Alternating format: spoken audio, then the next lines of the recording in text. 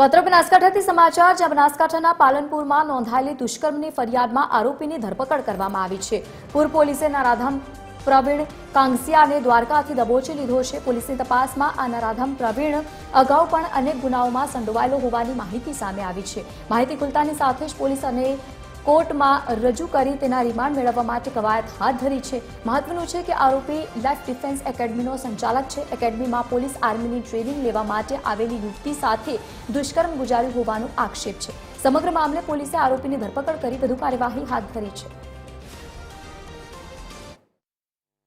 Board પહેલા બીએસએફમાં નોકરી અપાવવા માટે થઈને એમને લાલચ આપીને પ્રેમ જાળમાં ફસાવી અને દુષ્કર્મ આચર્યું હતું। જે તે જગ્યાએ અલગ અલગ જગ્યાએ લઈ જઈને તે બાબતે ફરિયાદ દાખલ કરેલી હતી અને ખૂબ જ ટૂંકા ગાળામાં ટેકનિકલ સર્વેલન્સ અને હ્યુમન સોર્સથી આરોપીને પકડી પાડવામાં આવ્યો છે અને રિમાન્ડની પ્રોસિજર ચાલુ।